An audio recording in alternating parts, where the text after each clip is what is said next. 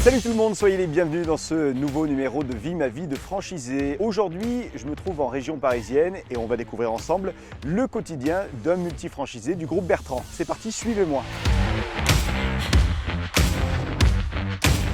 Le groupe Bertrand, c'est le premier groupe indépendant de restauration en France. Il a été fondé en 1997 par Olivier Bertrand. Le groupe Bertrand, c'est 4 enseignes de restauration à table complémentaires. Il y a tout d'abord Au Bureau, Hippopotamus, Volfoni, Léon. Et nous, aujourd'hui, nous sommes avec David Hanine. Il est multifranchisé et nous allons découvrir plusieurs de ses établissements.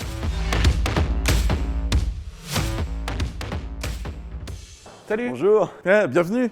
Salut. Bonjour David. Comment va? Florent, enchanté. Super, enchanté David. Merci de nous recevoir, merci de me recevoir. On va découvrir ton quotidien. Okay. Toi, tu es multifranchisé en fait. Exactement, j'ai plusieurs enseignes, plusieurs restaurants. Alors là, nous sommes à Volfoni. À Cervon, exactement, d'une enseigne italienne, où l'idée va être de faire découvrir l'Italie à tous nos clients et de les inviter dans un univers complètement immersif. Déjà, ça marche bien sur moi parce que dès qu'on rentre ici, on est vraiment immergé dans ce bel univers et cette belle déco. Exactement, ouais. C'est l'objectif. David, je te suis pour ton quotidien, un quotidien qui, je l'imagine, doit être rythmé parce que beaucoup d'établissements à gérer pour toi tous les jours. Oui, alors on va voir, on risque d'avoir quelques petites surprises dans la journée, effectivement, qui risquent de déstabiliser un peu notre organisation, mais oui, on va avoir du rythme normalement. Début de journée, nous sommes à Volfoni, en général, elle commence comment la journée ? Alors, j'arrive, je fais un tour, je vais rencontrer toutes mes équipes et faire le point de ce qui s'est passé la veille dans le restaurant et puis des objectifs de la semaine, des événements qui se passent dans la semaine, si tout est prêt, si tout est en place. Ok, là tu as déjà fait ta réunion avec les équipes ? J'ai fait le point avec mes équipes qui sont déjà au téléphone, en train de voir un commercial d'un côté, régler, j'imagine, ça bouge déjà. J'imagine en train de régler un souci au téléphone. Il y a le chef de cuisine qui prépare sa journée, mais on pourra aller le voir après et voir ce qu'il est en train de nous préparer pour aujourd'hui. Bien, bah écoute, je te suis pour cette journée. Là, il y a eu une grosse réunion hier soir qui est une réunion mensuelle en fait, c'est ça ? Exactement, en fait tous les mois on fait une réunion mensuelle avec tous les directeurs de site, les superviseurs et potentiellement aussi tous les chefs de cuisine. Certains chefs de cuisine sont très impliqués et ont comme un rôle d'adjoint dans les restaurants, du coup ils participent à cette réunion. Et là on passe en revue les avis clients, les notes de clients mystères. On a un client mystère qui vient une fois par mois comme ou dans les une films. fois tous les trimestres. Voilà, exactement, selon les enseignes, qui vient comme dans les films, noter une grille. Et là, on regarde beaucoup plus l'aspect métier, si tout a été bien respecté ou bien fait en tout cas, et puis que le client mystère vive une belle expérience. Donc on passe en revue ces éléments-là, on passe aussi en revue tous les éléments financiers et on traite un sujet particulier. Ça peut être les horaires d'ouverture, ça peut être retour aux basiques, ça peut être plein d'autres choses qu'on va discuter pendant la réunion. Et le lendemain matin, donc aujourd'hui en fait, vous faites un petit débrief de cette réunion avec vos équipes. C'est ça, donc là quand je passe dans le restaurant aujourd'hui par exemple, je fais un petit débrief avec Alexandre pour savoir si tout ça s'est bien passé, comment les directeurs l'ont vécu, parce que forcément dans ces réunions-là, il y a des choses qui plaisent et puis des choses qui plaisent un peu moins si le résultat est moins sympa, donc du coup j'aime bien quand même savoir comment le directeur a réagi. David, ces réunions mensuelles, tu les fais notamment pour Volfoni, mais aussi pour tes autres établissements ? En fait, quand on fait la réunion mensuelle, tous les établissements sont vraiment tous. Tout le monde est là, tous les restaurants, tous les directeurs, et du coup, on regarde les mêmes items, c'est-à-dire que les marges, les chiffres d'affaires, les progressions ou les régressions de chiffres, les notes de clients mystères, les notes d'hygiène. On a aussi des laboratoires indépendants qui viennent nous contrôler en hygiène régulièrement. Il y en a eu un ce matin d'ailleurs sur un restaurant, sur Cesson. D'accord. Voilà, donc on a été contrôlés ce matin par l'hygiène. Et donc c'est pareil, c'est des choses qu'on discute, on regarde, s'il y a des plans d'action à mettre en place, on en discute. Si c'est bien, je félicite, ce qui est normal. Ça fait partie des points qu'on voit et qu'on compare, parce que c'est des choses qu'on peut comparer d'une enseigne à l'autre, sans parler des opérations très particulières. La seule chose qu'on ne voit pas dans ces réunions, c'est le marketing, qui est complètement différent d'une enseigne à l'autre. D'accord. Du coup, il n'y a aucun intérêt de les regrouper. Exactement. Là, c'est des réunions individuelles par enseigne pour chaque marketing, chaque plan marketing. Que chaque directeur, alors les directeurs récupèrent les informations ou je leur envoie ou les superviseurs envoient les informations du plan marketing annuel du siège. Là-dessus, on y greffe par exemple un plan marketing du centre commercial et à nous, on y rajoute ce qu'on va faire en local. Si on fait un partenariat avec les entreprises, si on décide de faire de l'affichage dans la ville, et c'est des choses qu'on doit travailler à 4 mois, glissant sur toute l'année. Et c'est des choses sur lesquelles j'embête un petit peu les directeurs en général, parce que j'aime bien le savoir avant. Et j'aime bien pouvoir valider des choses ou qui valident aussi des idées qu'on pourrait avoir. Une équipe en général, il y a combien de personnes dans une équipe? C'est-à-dire tu as ton directeur dans chaque établissement et puis après, il y a combien de personnes derrière? Selon le site, entre 20 et 30 personnes selon la taille du restaurant. C'est des belles équipes déjà. Hein. Ça fait des belles équipes là. Si on regarde l'ensemble du groupe, on est à peu près 400. Ouais. Tout restaurant confondu. On va voir le chef de cuisine, c'est ça? Exactement. Ouais. On va aller voir un peu derrière comment c'est. Ouais. Les cuisines, donc. Donc là, la plonge sur le côté, on rentre derrière. Ouais. On va pas rentrer trop parce que, tu sais, au terme d'hygiène, il ne faut pas trop rentrer dans le restaurant. Bonjour. Giorgio, le chef de cuisine, Marcel. Enchanté. Bonjour. Voilà, qui prépare les mises en place de la journée pour les clients. On a fait le point tout à l'heure, parce qu'on avait quelques matériels qui ne fonctionnaient pas, qui étaient tombés en panne, qui ont été réparés, mais il m'expliquait qu'il y avait des choses à revoir en bas, donc on va regarder ça avec la maintenance tout à l'heure. Mais sinon, je pense que tout va être prêt, hein, chef. Le matériel, ça c'est bien. Oui, j'adore. Ouais. Le matériel, ça c'est un point de vigilance que tu as régulièrement. Ouais, c'est un point important. C'est les frigos, tout, que ce soit le cuiseur à pâte pour ici, la plancha, le four mix. C'est des choses qu'on est obligé de contrôler tout le temps. C'est des choses qu'on sollicite énormément. Ouais. Et on essaye au maximum d'avoir un programme d'entretien préventif, c'est-à-dire vraiment de faire d'anticiper un peu les pannes qu'il pourrait y avoir, même si c'est compliqué. Mais c'est matériel. Alors, en plus, en ce moment, la conjoncture est un peu compliquée. Tu as une pièce qui tombe en panne, c'est un peu long. Tu attends 3 semaines avant de la recevoir. Mais bon, après on fait avec. Hein. Donc si j'ai bien compris, on a commencé avec une réunion avec les équipes, on continue en disant bonjour à l'ensemble du monde ici, à l'ensemble du personnel et notamment aux cuisines. Il se passe quoi ensuite dans ta journée, David? Alors, en général, j'ai pas mal de coups de téléphone. Alors, je vois que mon comptable essaie de m'appeler, donc j'imagine qu'il y a des questions à me poser. Je vais avoir des rendez-vous à ce moment-là. C'est là que je vais profiter pour commencer, une fois que je m'assure qu'ici tout est en place. Je vais pouvoir commencer mes quelques rendez-vous. Après, il va y avoir le début de service, donc on va voir comment ça se passe. Et puis en général, après, je vais souvent dans un autre restaurant et j'arrive en milieu de service pour savoir où on en est. Donc là, je fais le travail inverse, je regarde un peu comment ça se passe et après, je débriefe avec tout le monde. Je vais te laisser répondre à ton comptable qui t'a appelé déjà 4 fois aujourd'hui. C'est ça. Je te laisse continuer cette journée et puis nous, on continue ensemble. Ça marche. Alors David, avant d'être franchisé, puis multi-franchisé, tu faisais quoi? Tu étais où? Alors moi j'ai commencé, pendant que j'étais étudiant, je bossais chez McDo. Ouais. Je faisais des frites. Alors je suis pas super bon à l'école. Ouais. Petit à petit, donc j'ai évolué un peu, puis on m'a proposé une place de manager. Alors j'ai accepté et j'ai gravi les échelons comme ils le préconisent, comme on le voit un peu partout, petit à petit, avec un franchisé qui m'a pas mal appris de choses, beaucoup de choses même. Qui m'a donné envie en fait d'entreprendre et vers l'âge de 28-29 ans, j'avais un petit peu de sous et j'ai décidé d'investir un peu dans une enseigne de fast-food à plus petite échelle qu'aujourd'hui, mais puis avec un petit premier resto, un deuxième et petit à petit j'en ai eu jusqu'à une bonne douzaine. Et quelques temps après, j'ai décidé, j'ai essayé, je me suis dit je vais en vendre un, j'ai récupéré un peu de sous et ça m'a permis d'avoir un levier pour acheter plus gros et commencer à avoir mon premier au bureau et progressivement un deuxième et puis un troisième. Il y a quelque chose que tu viens de dire sur ton parcours, c'est que à ton démarrage, tu as été accompagné par un franchisé qui t'a fait confiance, qui t'a aidé un petit peu à évoluer dans ton parcours. Et ça, c'est une chose que toi-même, aujourd'hui, tu fais avec certains de tes employés et que tu accompagnes dans un développement.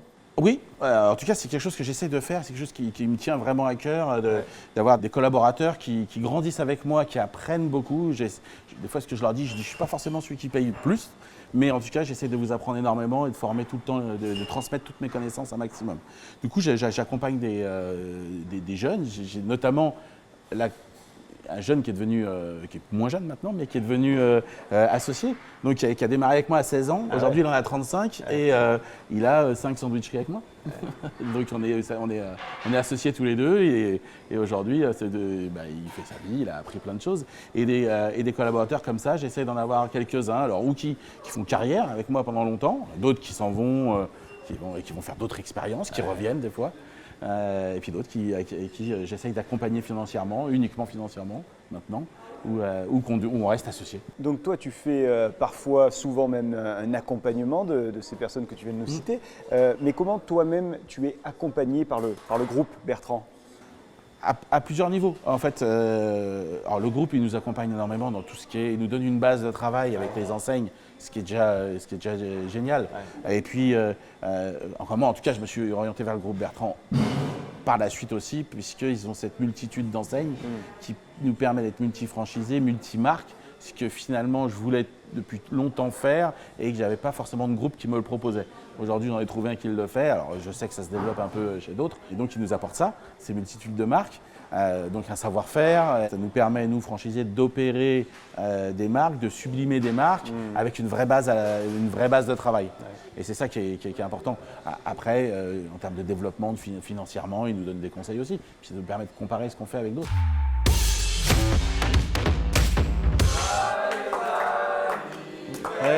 Serre.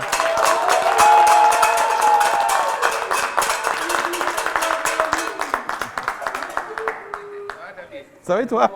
Bien.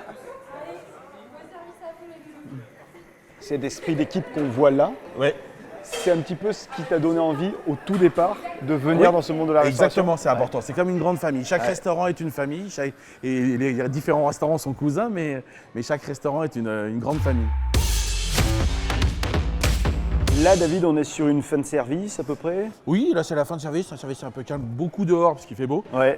Donc beaucoup sur la terrasse. Et puis là, si je te propose qu'on aille voir la fin de service dans un autre restaurant. Allez, volontiers. Je fais un petit coucou aux équipes avant de partir. Et ben on va leur dire au revoir. Allez, très bien.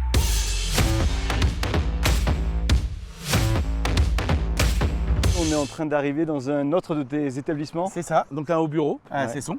Donc là, on arrive en fin de service. Je pense que ça va être un peu plus calme, mais on va voir un peu comment ça se déroule, comment ils remontent le restaurant, comment ils remettent tout en place pour préparer l'après-midi, puisque la particularité des hauts bureaux, c'est qu'ils sont ouverts toute la journée en service continu.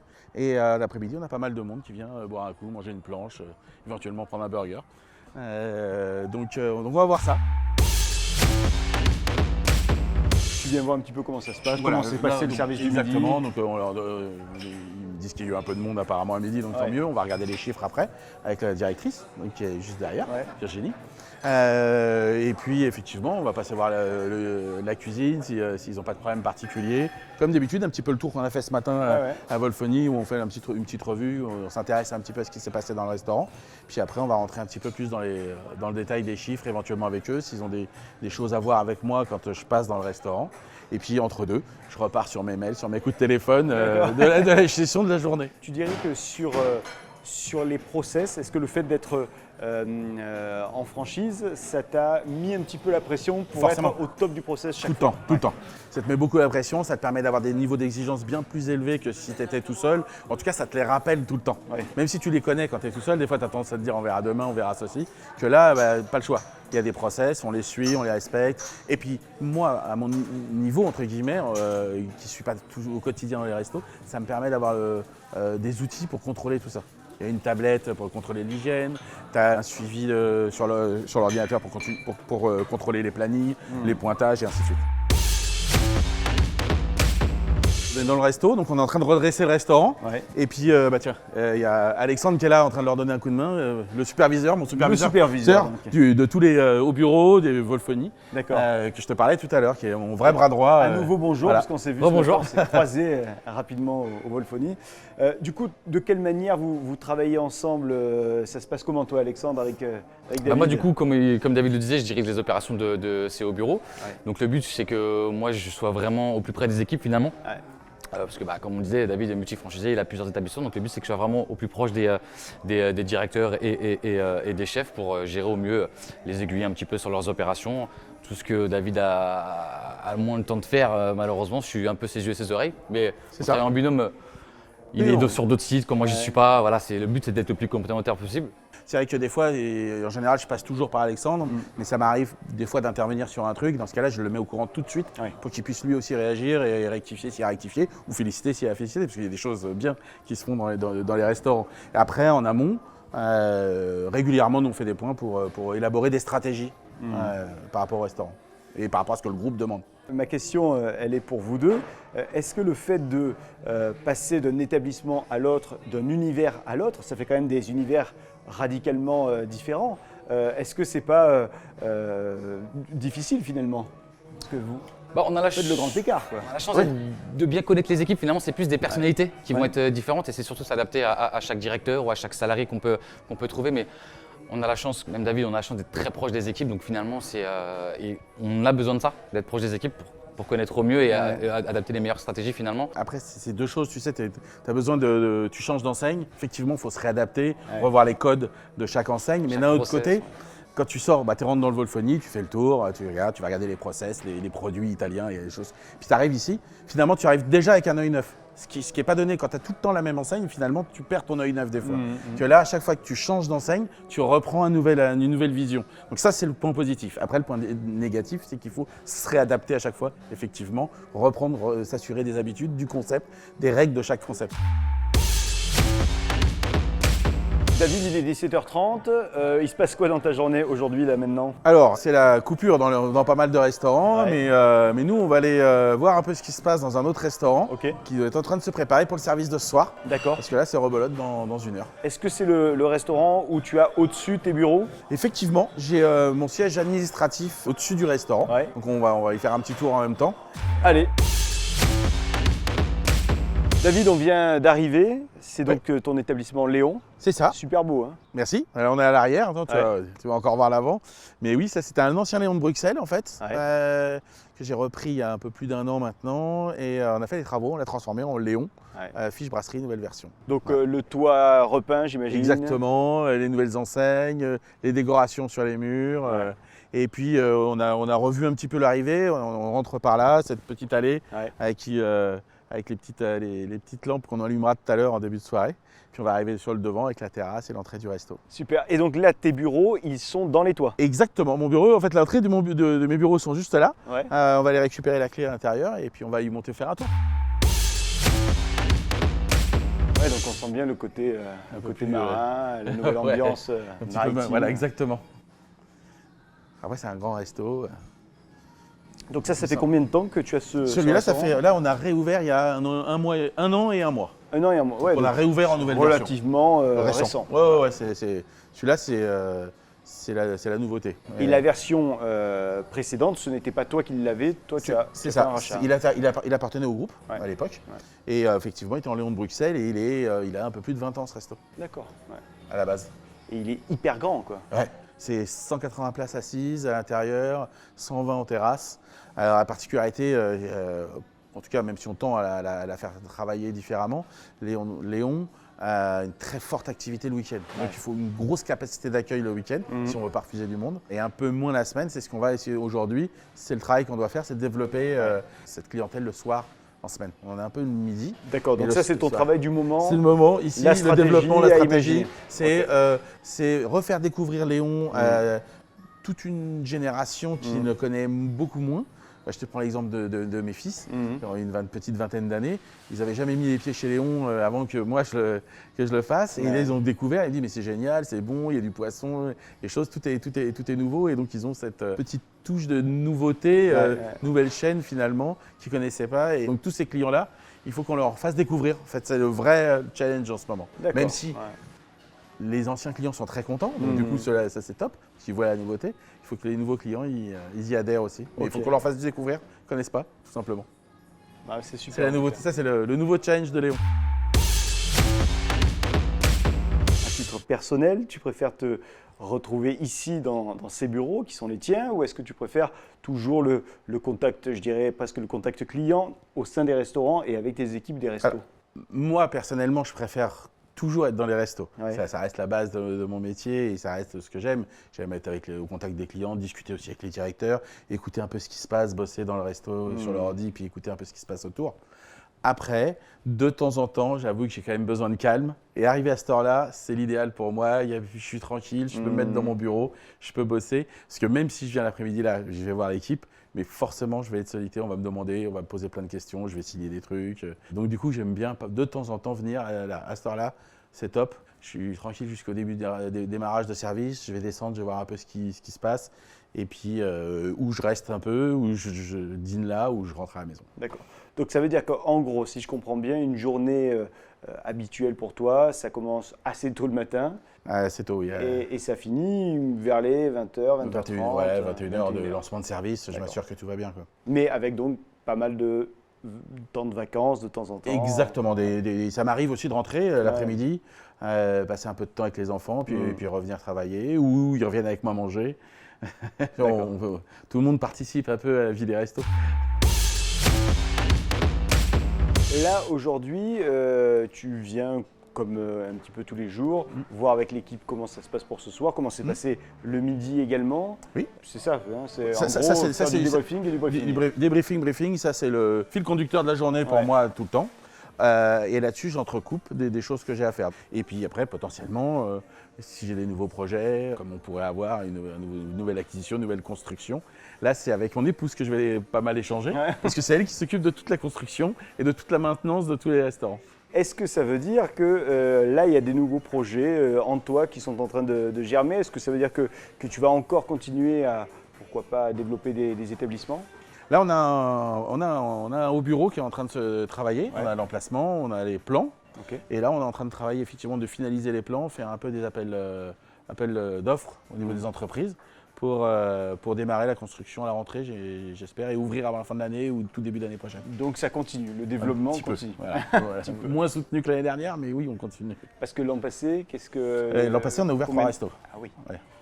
C'est dur d'ouvrir 3 restos d'un coup? Ouais, alors pas vraiment d'un coup, ça les a décalés, mais oui, ça demande à réorganiser pas mal de choses. Ça demande parce que je vais forcément faire beaucoup de promotions internes, donc ça veut dire que je vais demander aux équipes de former beaucoup de gens, de faire évoluer pas mal de gens. Donc c'est top parce que les équipes sont très contentes et ça permet à pas mal de personnes d'évoluer. Mais effectivement, ça demande pas mal d'organisation. Donc 1, 2 par an, c'est bien, 3. Et alors, c'est un petit peu c'est même carrément une success story, la tienne. Il y a une recette? Il faut savoir régulièrement revenir au back to basic, comme on dit partout, mais c'est important de se remettre en question régulièrement et de repenser aux bases du métier, aux fondamentaux du métier, et après de suivre toutes les tendances, de suivre tout ce que le client a envie de vivre.